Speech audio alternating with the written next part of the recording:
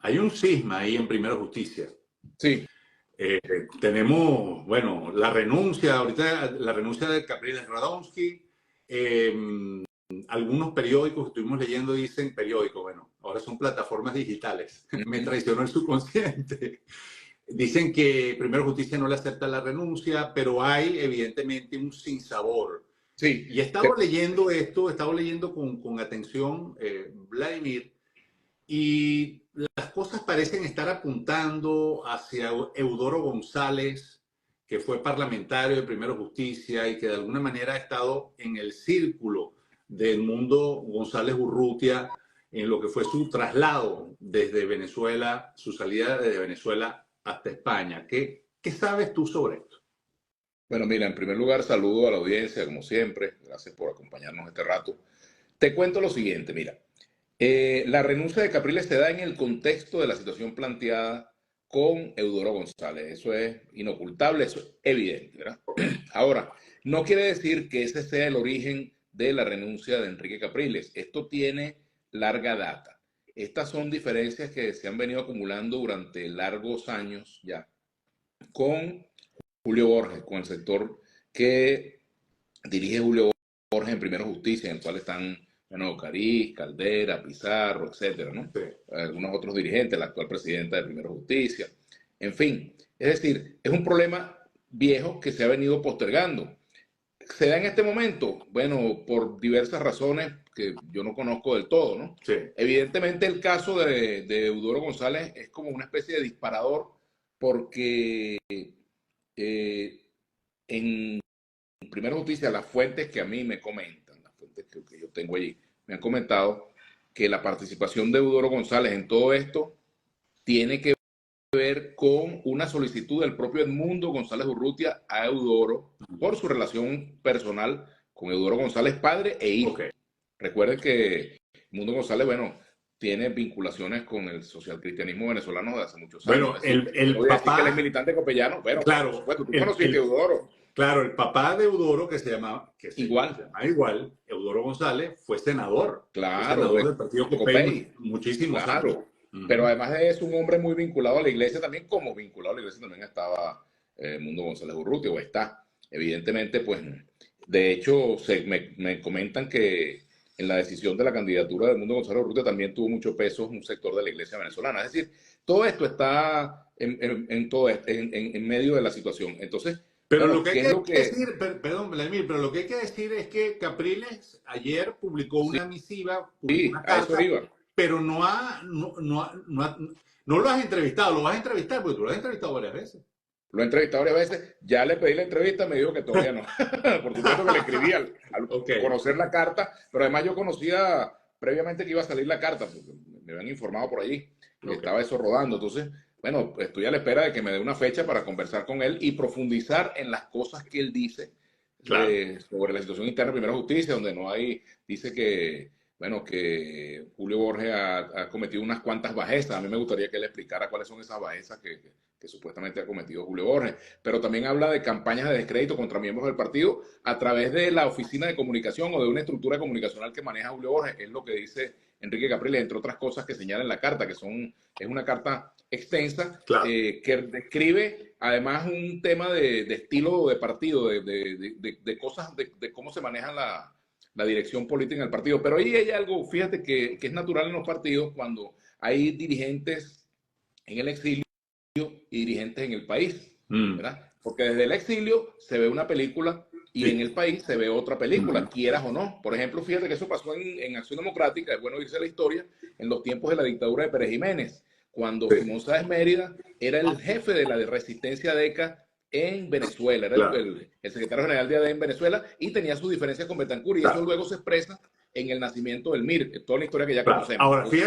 Ahora fíjate esto. Entonces yo estaba leyendo ayer la carta de Capriles y yo dije, bueno, pero un momentico, estamos en un momento donde todavía no se conocen los resultados de las actas, no se presentan las actas. Estamos en un momento donde esos más de 7 millones de venezolanos, que pudo haber sido además una victoria total y absolutamente aplastante si nos permitían a nosotros que estamos afuera como venezolanos votar, y si permitían a los jóvenes, a la mayoría de los jóvenes que están en Venezuela también votar. O sea que tú hubieras sido no una paliza, hubiera sido no sé qué palabra emplear. Estamos en este momento donde, ¿sabes? Está pautada para este sábado una protesta global. Y de pronto entonces aparece esta carta, ¿no? Entonces, como dice la canción, ¿no? Yo dije, esta carta desgraciada. Porque, o sea, digamos, el momento, yo no sé los momentos en política, cómo se pueden olfatear o precisar, pero definitivamente pareciera que no es el mejor momento para crear divisiones. Entonces uno comienza, ¿sabes?, a especular, ¿no? Y hay Bueno, pero muchos perdóname, interrogantes.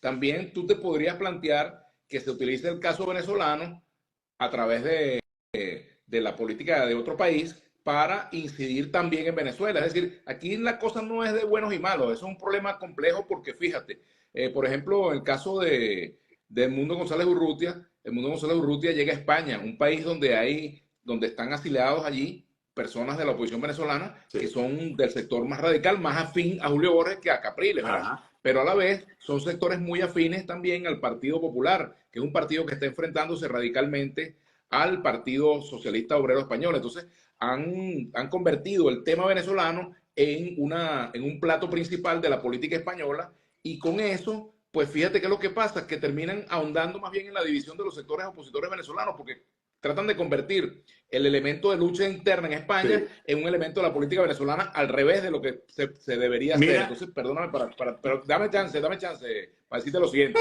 William. Pero entonces, fíjate qué ocurre. ¿Qué ocurre? El PP tiene el interés de colocar al gobierno de Pedro Sánchez como un gobierno que facilitó el secuestro, la expulsión, todo eso de Venezuela, del Edmundo González Urrutia. ¿Y por qué no se aclara eso? ¿Por qué? Bueno, de hecho el propio González Urrutia lo hizo cuando desmiente al PP, al Partido Popular. Lo desmiente claramente con respecto al papel del embajador de España en Venezuela y con respecto al papel del propio gobierno de Sánchez. Entonces, el PP insiste en que no, en que se trató de una maniobra, una emboscada para perjudicar a Edmundo González Urrutia y tirarlo y forzarlo al exilio. Pero además de eso, también se acusa a Eudoro González, a quien yo conozco, por supuesto que lo conozco, no tengo mayores relaciones con él, pero lo conozco. Como aquí en Venezuela lo conocemos todos. Lo acusan de haber participado en una jugada del gobierno para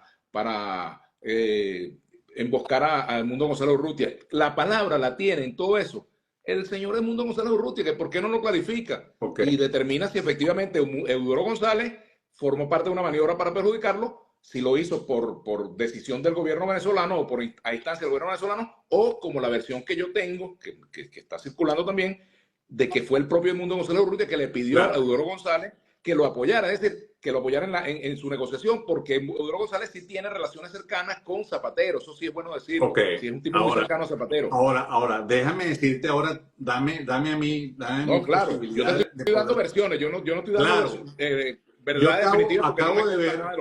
Acabo de ver durante la madrugada de hoy al colega David Placer entrevistar a Julio Borges. Y entonces Julio Borges no habla sobre esto, pero habla sobre una situación que ocurrió en las negociaciones del año 2017 en República Dominicana, ¿no? En las que la figura de los hermanos Rodríguez, de Jorge y de Delcy, aparecen nuevamente amenazando y coaccionándolo ya no a Edmundo González Urrutia, sino a él, a Julio Borges.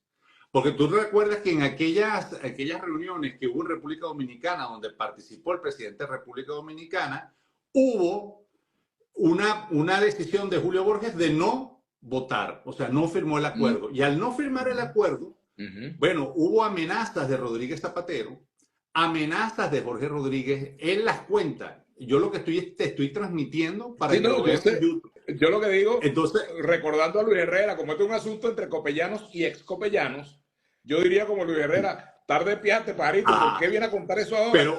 Pero déjame terminar la idea. Así como tú me pides a mí que yo termine la idea, déjame terminar. Entonces, claro, cuando él comienza a explicar todo esto y dice, me quitaron la casa donde yo vivía con mis hijos, me amenazaron, me persiguieron y tuve que salir del país. Entonces tú dices, bueno, pero es que parece que este dúo dinámico, los señores Rodríguez, los hermanos Rodríguez, se dedican, ¿no? O sea, tienen como una especie de función de ir a buscar las supuestas, entre comillas, negociaciones o buscar ser mediadores, y lo que hacen es amenazar y coaccionar. Entonces, más allá de lo que pueda decir González Urrutia, yo también debo decir, ¿verdad?, que me parece que la versión que maneja Borges, que nada tiene que ver con el tema de Primero Justicia, sino a lo que él le pasó, que repito, está en la entrevista que le hizo David Placer, oye, o sea, refleja el por qué hasta ahora, después de casi 2 meses, no sabemos entonces todavía qué va a pasar con el Consejo Nacional Electoral. ¿Tienen las actas? ¿No tienen las actas? ¿Dónde están los 7 millones de votos? Entonces eso se perdieron los 7 millones. Se perdieron. Eso es lo esencial, William. Eso es lo fundamental. Claro, o sea, aquí porque se lo demás es humo. Esto. Lo demás claro, es humo. Es humo, exactamente. Lo esencial es qué pasó el 28 y las actas para cuándo, ¿verdad? Exacto. Es decir, eso es lo esencial. En eso, por supuesto que esa es la discusión. Pero fíjate que la gente a veces se divorcia el día del cumpleaños, le pide el divorcio a la esposa o a uno le pide el divorcio el día del cumpleaños de uno. O puede pasar que la gente se pelea el año nuevo. Es decir, tú no escoges la fecha para que una diferencia se haga irreversible o se haga insostenible. Tú no dices, no, vamos a esperar para enero para pelear para cortar las patas o que me corten las patas. ¿Entiendes? No, las cosas pasan cuando llega un momento, un punto de ebullición en el cual no, como la figura del señor aquel aquí que se hizo muy famoso, ya no aguanto más. Yo diría que Capriles seguramente dijo eso. Es decir, ese es un conflicto que se venía postergando. De hecho, fíjate tú que la decisión con respecto al caso del mundo de Eudoro González, de la llamada autoexclusión, una figura que a mí me llama la atención, porque eso de que, mira, te autoexcluyes del partido, o sea, ¿cómo es eso? Te autoexcluyes, es una autoexpulsión, o sea, la decides tú, pero el que me autoexcluyo soy yo. O sea, entonces, en el partido estaba empatada la votación para la decisión sobre Eudoro González y la presidenta hizo uso del voto doble para desempatar y entonces decidir la autoexclusión de Eudoro González. Pero volviendo a lo que tú señalas, eso es para mí lo esencial. Claro. Pero evidentemente que ahí hay un hecho que fue absolutamente contradictorio y que marcaba la línea por donde venía el gobierno. Designar a Jorge Rodríguez, que era el jefe negociador del gobierno, designar a los jefes del comando de campaña, es una decisión que encierra precisamente una voluntad de no entenderse. De no entenderse y de colocar el diálogo por allá por el basurero, ¿entiendes?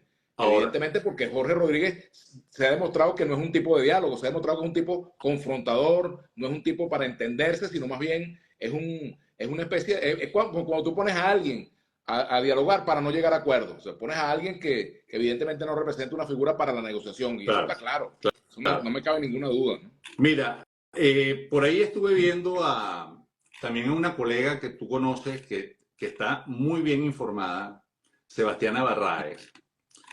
Y hay que tener mucho cuidado con aquellas bolas de humo, porque aparentemente hay una militar que está conformando y que dice conformar una junta patriótica, y resulta que la investigación que hace Sebastiana es que puro humo, pura bola de humo.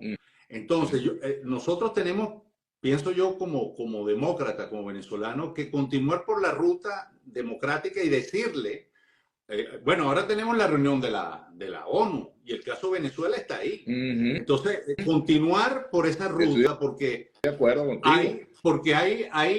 Hay, no sé, unos fuegos artificiales, ¿no?, que aparecen.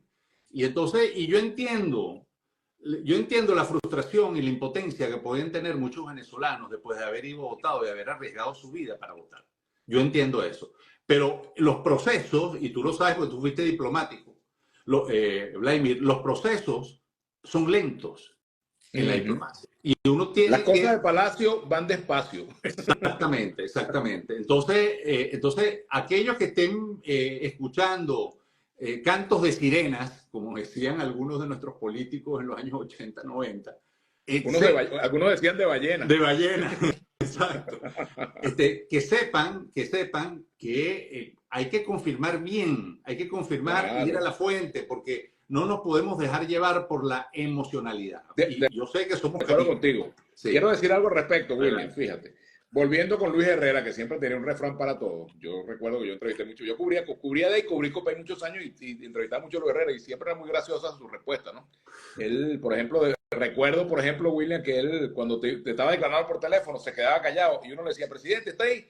Dijo, chico, ya va, espérate que estoy pensando el titular. Entonces, él decía, por ejemplo, con respecto al tema, una vez le preguntaron sobre Manuel Peñalver y él dijo, animal que no conozco, no le jorunco el rabo.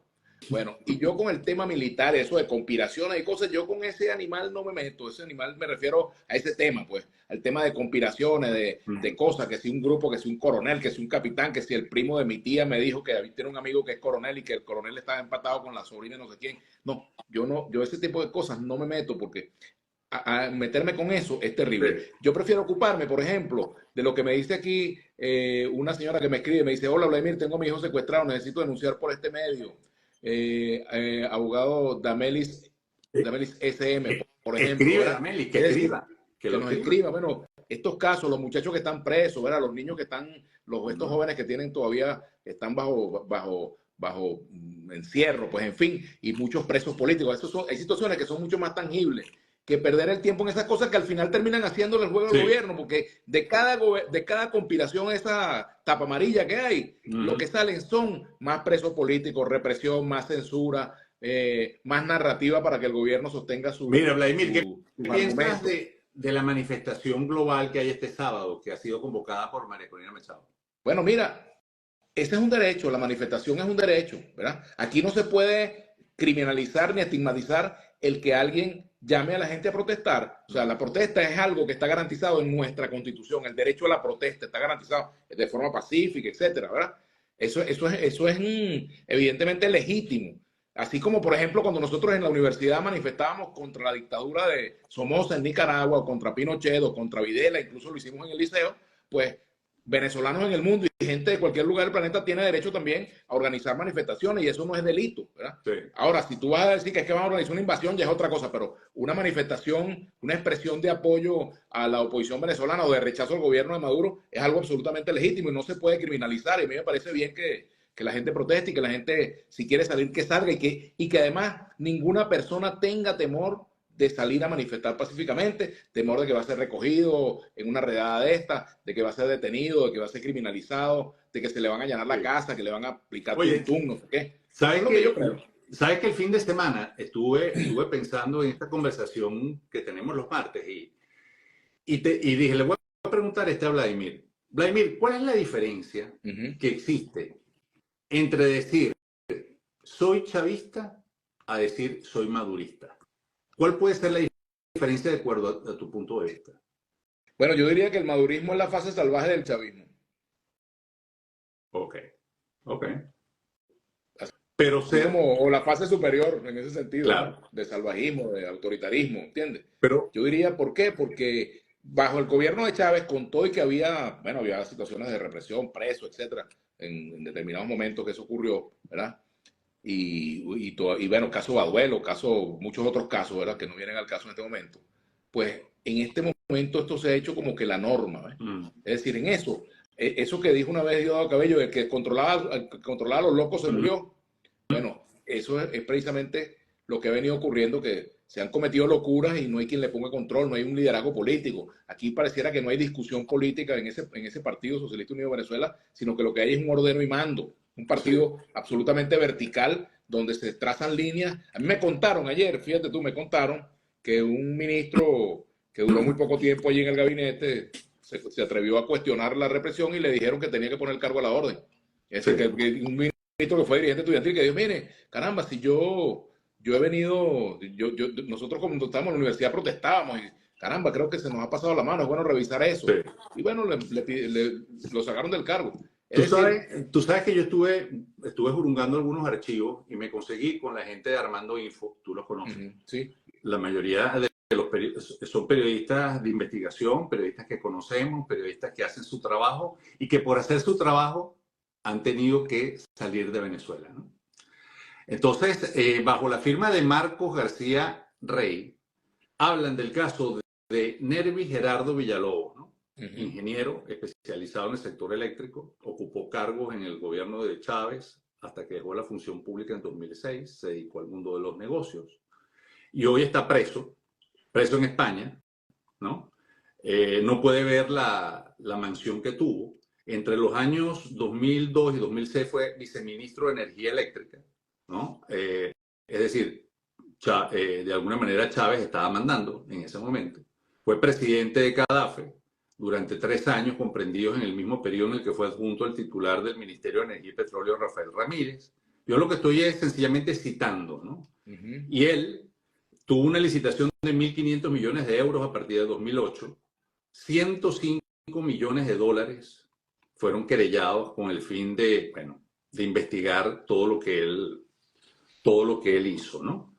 Y chequeé también un reportaje también de Armando Info, dice La Caja Negra y Nada Chica de Hugo Chávez, firmado por Valentina Lares y Marco David Valverde, que dice que desde su llegada al poder de Chávez en el 99, el comandante revolucionario tuvo claro que términos como la fiscalización, contraloría y transparencia en el manejo de los dineros le serían una camisa de fuerza, de la que buscó zafarse creando decenas de fondos sin contrapesos ni regulación de algún poder público. Estos le permitieron manejar, Vladimir, personalmente, según un cálculo de Armando Info, a partir de una filtración de documentos, hasta 56.000 millones de dólares. Son hechos, ¿no?, que están investigados por Armando Info. Entonces, mi reflexión es, a veces pareciera, o me está dando la impresión, que hay grupos que se están formando de personas que se identifican con el ideario, con el proyecto revolucionario de Hugo Chávez, pero que hoy están, digamos, por encima del bien y del mal. Tú entrevistabas a Juan Barreto, lo vi la entrevista. Entonces, o sea, hay una responsabilidad, ¿no?, que cometieron ciertas personas, pero ¿tú crees que lo peligroso es generalizar, ¿verdad? Y decir que tú no lo estás diciendo y yo no soy quien, porque yo no soy juez.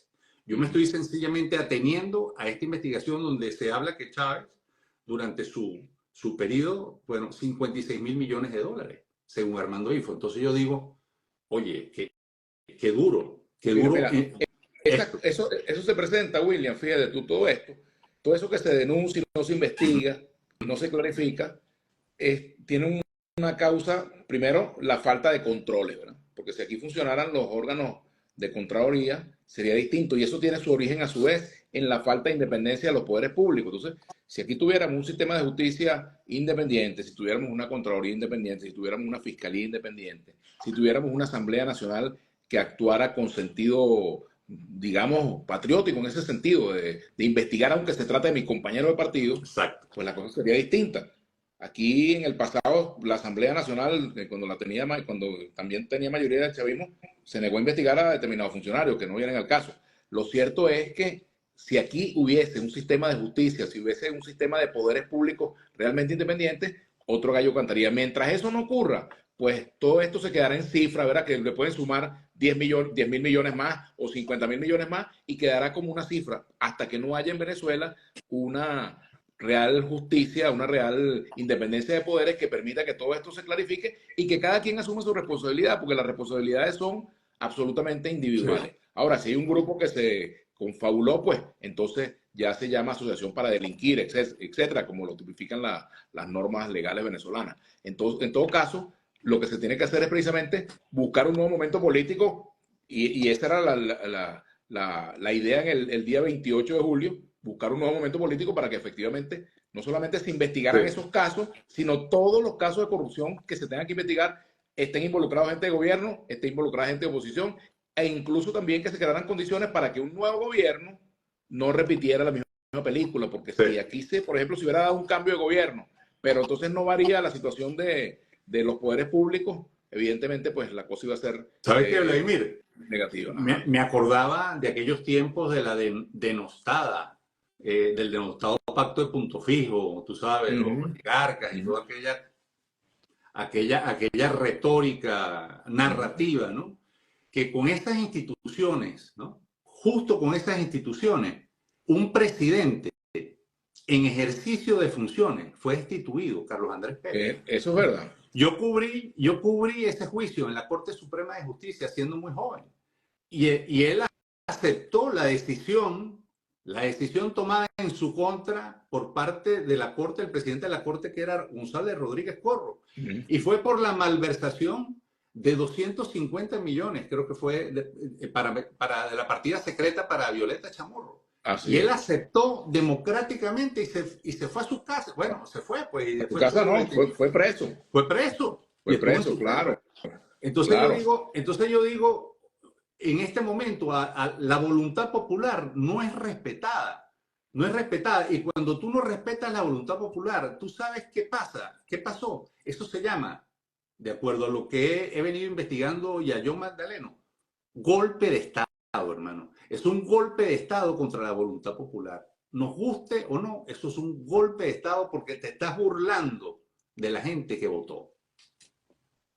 Bueno, William, esta es la circunstancia que en Venezuela tenemos que tratar de superar. Tenemos que, a mí me parece que el objetivo de este momento para los venezolanos es que se clarifique efectivamente lo que pasó el 28, que se contrasten los resultados anunciados por el CNE y ratificados por el Tribunal Supremo de Justicia con las actas, con lo que pasó en cada mesa, con el acta de escrutirio en cada mesa. Ese llamado sobre número 1, que tiene toda la, oye, la respuesta. $250,000, perdón. $250,000. Pasa que ahorita 250 millones es nada frente a la cantidad que se maneja. $250,000. Es cierto, pero y también recordemos que en ese momento, pues Carlos Andrés Pérez enfrentaba alguna situación en su propio partido. El propio CNDD le dio la espalda a Pérez y facilitó su enjuiciamiento, pero también eso tiene que ver con diferencias políticas que había en aquel momento. Pero esa es una historia que la cuenta con algunos elementos que podrían discutirse, pero que la cuenta muy bien Mirta Rivero en un libro sobre esta historia de Carlos Andrés Pérez, que yo creo que es importante. Oye, algún día tenemos que comentar, Vladimir, esos sucesos, ¿no? Claro. Por ejemplo, esos hechos que nos tocó vivir como reporteros, pero, por ejemplo, 27 y 28 de febrero, claro. El Caracazo. El caso Cadivino Recadi, por ejemplo, perdóname, otro caso que es importante también, aquí hubo empresarios que luego se llevaron su plata al exterior con el doble registro de la deuda externa. ¿Te recuerdas aquello? Sí, ¿Te recuerdas? Por ejemplo, el quiebre del Banco Latino, toda la corrupción que se generó. Esa fue mi primera actuación como parlamentario, apoyando el trabajo que hacía ya un veterano parlamentario como era Walter Márquez. Estuvimos atendiendo a las familias de los ahorristas que fueron desfalcados en el Banco Latino. Es decir, aquí el tema de la corrupción no se lava la corrupción nueva con la corrupción vieja, pero sí es importante decir que en sus momentos las instituciones también, bueno, en algunos casos fallaron y en otros no, en otros actuaron. Fíjate, por ejemplo, la Parlamatraca, aquí hubo casos que se denunciaron de políticos que fueron incluso comprados también por factores que eran investigados, es decir, pero también hubo la denuncia. Aquí recuerdo un diputado que fue detenido con droga. ¿Te acuerdas del caso del diputado Castillo que era evangélico? ¿Cómo no? Que lo metieron preso. Es decir, aquí ha habido de todo. Oye, y también recuerdo esto. Recuerdo cómo, por cierto, yo no soy militante de Acción Democrática ni jamás milité en partido político, por cierto, pero sí he sido periodista. Y recuerdo mucho ese coro ampliado donde había muchos medios de comunicación y muchos dueños de medios atizando a Carlos Andrés Pérez. Claro. Me recuerdo a Alfredo Peña, Carlos Croes, Poleo, Cisnero, Granier. De hecho, fíjate tú que el Grupo Roraima encabezó la campaña, toda una campaña destinada a debilitar a los partidos políticos, al sistema de partidos. Hay que recordar aquello. Y por ahí se coló Chávez. Pero, claro, ellos no contaron con Chávez, ellos creían que se iba a colar uno de ellos. Y resulta que se coló Chávez. Después, bueno, con el Carmonazo quisieron lograr ese objetivo, pero no pudieron en ese momento. Gracias a Dios que no pudieron. Eso es historia. ¿ves? Entonces, yo recuerdo mucho eso. Y, claro, por supuesto que de ese cuestionamiento de los partidos surgió ese sentimiento antipartido. Entonces, fíjate tú lo que provocó que nosotros en la constituyente, obedeciendo también a lo que se quería en la calle, cuando se planteó el financiamiento público de los partidos, decidimos en la Asamblea Constituyente del año 99, yo tengo bastante cuento sobre eso,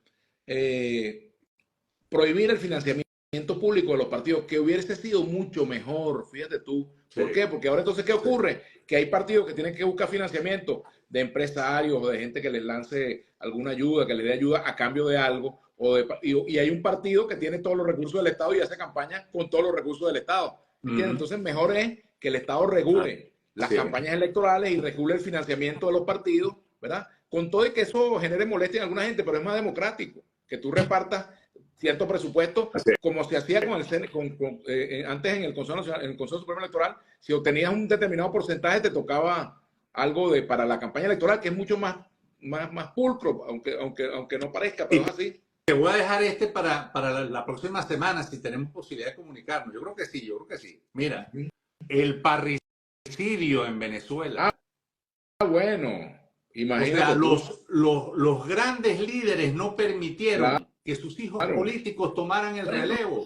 En Ader, Alfaro Cero no permitió que Claudio Fermín llegara. Y Caldera no permitió que Eduardo Fernández llegara. Bueno, ¿tú sabes cuál es el origen de todo eso? Ay, papá. De la reelección presidencial que se aprobó, porque si aquí, por ejemplo, se hubiese prohibido la reelección, ni Lucinchi, ni Pérez vuelve a ser presidente, ni Caldera vuelve a ser presidente. Ajá.